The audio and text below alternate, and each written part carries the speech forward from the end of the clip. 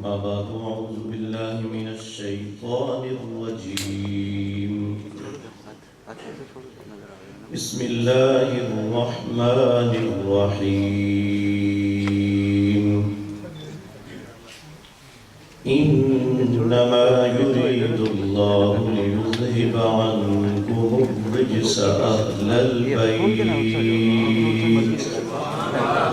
ويطهركم تطهيرا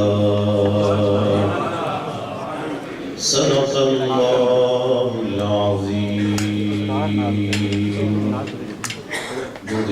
اللهم صل على سيدنا ومولانا محمد وبارك وسلم عليه ایک اور بار اللهم صل على سيدنا ومولانا محمد وبارك وسلم عليه ایک اور دفعہ اللهم صل على سيدنا ومولانا محمد وعلى آل سيدنا ومولانا محمد وأصحاب سيدنا ومولانا محمد وبارك وسلم عليه اللہ تعالیٰ کی حمد و ثنا اور اس کے حبیب اکرم نور مجسم شفیع معظم احمد مصطفیٰ حضرت محمد مصطفیٰ صلی اللہ تعالیٰ علیہ وآلہ وسلم کی بارگاہ میں درود پاک ہدیہ پیش کرنے کے بعد اس عظیم الشان اور جامع مسجد کے امام حضرت مولانا حافظ محمد ثابت صاحب، دیگر علماء کرام، مشائخ عظام، صنافان مصطفیٰ اور نہایت ہی واجب الاحترام میرے دوستوں بزرگوں،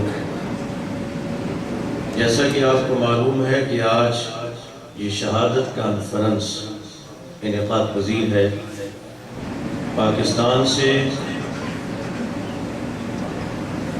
اور دیگر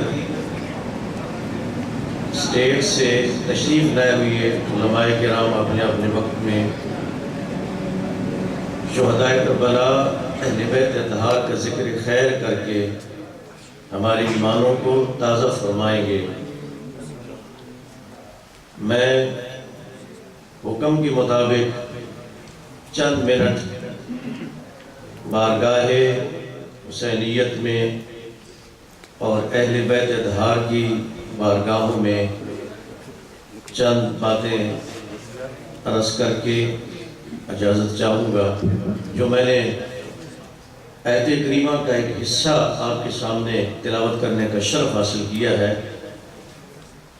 یہ سورہ احزاب کی آیت ہے اور شورۂ آفاق اور مشہور آیت ہے۔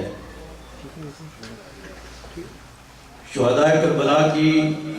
یاد میں منعقد ہونے والا کوئی ایسا پروگرام نہیں ہوگا، کوئی ایسی محفل نہیں ہوگی کہ جس میں اس آیت کی تلاوت نہ کی جاتی ہو۔ انما یرید اللہ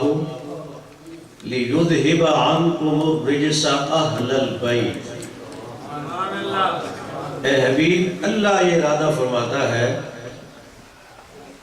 کہ آپ کے جو اہل بیت ہیں ان سے ہر قسم کی نامناسب چیز کو دور کر دے، وَيُطَهِّرَكُمْ تَطْهِيرًا، اور ان کو خوب پاک کر دے۔ دو لفظ استعمال ہوئے ہیں، وَيُطَهِّرَكُمْ۔ اس میں پاکی آ گئی تھی، اس میں ساری پاکیزگی آ گئی تھی، لیکن اس کے بعد پھر تطہیرا۔ علماء لغت اور مفسرین فرماتے ہیں کہ وَيُطَهِّرَكُمْ کے بعد جو لفظ تطہیر آیا ہے، تطہیرا، تو یہ وَيُطَهِّرَكُمْ کی تاکید کے لیے آیا ہے۔ اب معنی یہ نہیں ہوگا وَيُطَهِّرَكُمْ تَطْهِيرًا کہ اللہ ان کو پاک کر دے، بلکہ معنی یہ ہوگا وَيُطَهِّرَكُمْ تَطْهِيرًا کہ اللہ ان کو خوب پاک کر دے۔ وَيُطَهِّرَكُمْ تَطْهِيرًا۔ اور اس سے پہلے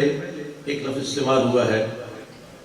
انما یرید اللہ لیذھب عنکم الرجس اہل البیت، اہل البیت، اس بیت کے اوپر الف لام داخل ہے، البیت۔ ایک ہوتا ہے سادہ بیت، نرا بیت جس پر الف لام نہیں ہوتا، اور یہاں ہے البیت۔ تو نرے بیت میں اور البیت میں جس کے اوپر الف لام داخل ہو فرق ہے۔ اگر سادہ بیت ہو، نرا بیت ہو، اس کا معنی ہوتا ہے عام گھر، کوئی بھی گھر، اور جب اس کے اوپر الف لام داخل ہوتا ہے اور وہ بنتا ہے البیت تو اس کا معنی ہوتا ہے خاص گھر، کوئی خاص گھرانہ۔ تو یہاں نرا بیت نہیں ہے بلکہ البیت ہے، تو البیت کے الف لام نے یہ واضح کر دیا ہے کہ جس گھرانے کا یہاں ذکر ہو رہا ہے، جس گھرانے کا یہاں ذکر ہو رہا ہے، جس خاندان کا یہاں ذکر ہو رہا ہے، جس گھر کا یہاں ذکر ہو رہا ہے، اس گھرانے جیسا، اس گھر جیسا روئے زمین پر کوئی گھرانہ نہیں ہے۔ البیت یہ عام گھرانہ نہیں، بن اجازت جبریل بھی جن کے گھر میں آتے نہیں، یہ وہ گھرانہ ہے البیت۔ بن اجازت جبرائیل بھی جن کے گھر آتے نہیں، قدر والے جانتے ہیں شان و قدر اہل بیت۔ تو فرمایا البیت انما یرید اللہ لیذھب عنکم الرجس اہل البیت ویطہرکم تطہیرا۔ اچھا ایک بات ہم پرس کرو، اللہ کا گھر کعبہ بیت اللہ، اللہ نے چاہا کہ اس کو بھی بتوں سے پاک کروائے، اللہ نے چاہا کہ بیت اللہ کو بھی پاک کروائے، تو کیا کیا کہ اپنے پیغمبروں کی ڈیوٹی لگائی، اپنے جلیل القدر پیغمبروں کی ڈیوٹی لگائی۔ وَعَهِدْنَا إِلَىٰ إِبْرَاهِيمَ وَإِسْمَاعِيلَ أَن طَهِّرَا بَيْتِيَ، ہم نے یہ عہد لیا، ہم نے یہ وعدہ لیا حضرت ابراہیم سے اور حضرت اسماعیل سے، ان طہرا بیتیا، کہ تم دونوں میرے گھر کو پاک کرو، للطائفین طواف کرنے والوں کے لیے، والعاکفین اعتکاف کرنے والوں کے لیے، والرکع السجود اور رکوع سجود کرنے والوں کے لیے میرے گھر کو پاک کرو۔ میں جو آپ کی خدمت میں عرض کرنا چاہتا ہوں مجھے کہ جب آپ نے گھر کو پاک کرنا چاہا، جب آپ نے گھر کی باری آئی تو اپنے پیغمبروں سے پاک کروایا، اپنے جلیل القدر انبیاء سے پاک کروایا، لیکن جب اپنے محبوب کے گھر کو پاک کرنے کی باری آئی تو خود پاک کیا اور فرمایا انما یرید اللہ لیذھب عنکم الرجس اہل البیت، کہ اللہ چاہتا ہے حبیب کہ تیرے گھر کو پاک کر دے، وَيُطَهِّرَكُمْ تَطْهِيرًا۔ اچھا ایک اور نکتہ پرس کروں کہ حضور کی جو آل پاک ہے، جس کی تطہیر کا یہاں ذکر ہو رہا ہے، جس کی پاکیزگی کا یہاں ذکر ہو رہا ہے، وہ حضور کی اولاد ہے، وہ حضور کی آل ہے، اور جو آل اولاد ہوتی ہے وہ اس کی فرع ہوتی ہے، وہ اصل نہیں ہوتی۔ اب اگر سرکار کی جو آل اولاد ہے، حضور کی جو آگے فرع ہے، اگر اس کی پاکیزگی کا عالم یہ ہے کہ وَيُطَهِّرَكُمْ تَطْهِيرًا وَيُطَهِّرَكُمْ تَطْهِيرًا، اگر فرع کی آل کی پاکیزگی کا یہ عالم ہے تو بتائیے کہ خود سرکار دو عالم علیہ السلام کی پاکیزگی کا عالم کیا ہوگا۔ تیری نسل پاک میں ہے، تیری نسل پاک میں ہے، بچہ بچہ نور کا، تو ہے اہل نور تیرا، سب گھرانہ نور کا۔ تو سرکار کا سارا گھرانہ ہی نور کا ہے، سرکار کا سارا گھرانہ ہی پاک ہے، سرکار کے ساتھ سکونت کرنے والی ازواج مطہرات بھی پاک ہیں، سرکار کے صحابہ بھی پاک ہیں، حضور کے ازواج مطہرات بھی پاک ہیں، سرکار کا سارا خاندان بھی پاک ہے۔ جب یہ آیت نازل ہوئی انما یرید اللہ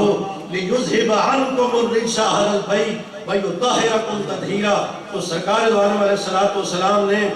اپنے چچا جان حضرت عباس سے فرمایا کہ چچا کل گھر میں رہنا، میں تمہارے گھر میں آؤں گا۔